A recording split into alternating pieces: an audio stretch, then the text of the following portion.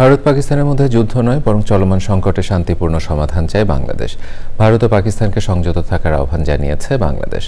পাকিস্তানের জঙ্গি আস্তানায় ভারতের আক্রমণের পর নিজেদের অবস্থান জানাতে গিয়ে জাতীয় নিরাপত্তা উপদেষ্টা ডক্টর খলিলুর রহমান বলেছেন, পরিস্থিতি নিয়ে বাংলাদেশ উদ্বিগ্ন এবং তা নিবিড়ভাবে পর্যবেক্ষণ করছে ঢাকা।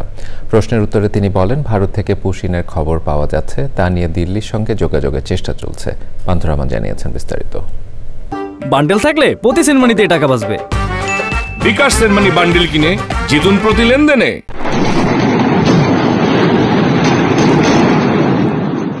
হঠাৎ করেই অশান্ত দক্ষিণ এশিয়া। এই অঞ্চলের দুই বড় দেশের চাপা উত্তেজনা শেষ পর্যন্ত রূপ নিয়েছে সংঘাতে। পাকিস্তানের পাঞ্জাব ও কাশ্মীরের জঙ্গি আস্তানায় অপারেশন সিন্দুর নামে ভারতের ক্ষেপণাস্ত্র হামলা আদতে যুদ্ধেরই ঘোষণা।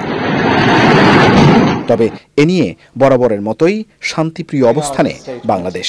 পররাষ্ট্র মন্ত্রণালয়ে নিয়মিত মানোন্নয়ন বৈঠক শেষে কমিটির সদস্যরা চলে গেলেও জাতীয় নিরাপত্তা উপদেষ্টা জানান, বাংলাদেশের অবস্থান। বাংলাদেশ সরকার ভারত ও পাকিস্তানের পরিবর্তনশীল পরিস্থিতি নিবিড়ভাবে পর্যবেক্ষণ করছে। বাংলাদেশ পরিস্থিতি নিয়ে গভীর উদ্বেগ প্রকাশ করে এবং উভয় দেশকে শান্ত থাকার, সংযত থাকার এবং পরিস্থিতি আরও খারাপ করতে পারে এমন কোনো পদক্ষেপ নেওয়া থেকে বিরত রাখার আহ্বান জানাচ্ছে। তিনি জানান, বাংলাদেশ আশা করে কূটনৈতিক প্রচেষ্টায় পরিস্থিতি শান্ত হবে। আঞ্চলিক শান্তি, সমৃদ্ধি ও স্থিতিশীলতার চেতনায় বাংলাদেশ আশাবাদী যে কূটনৈতিক প্রচেষ্টার মাধ্যমে উত্তেজনা প্রশমিত হবে এবং শেষ পর্যন্ত এই অঞ্চলের জনগণের কল্যাণে শান্তি বিরাজ করবে।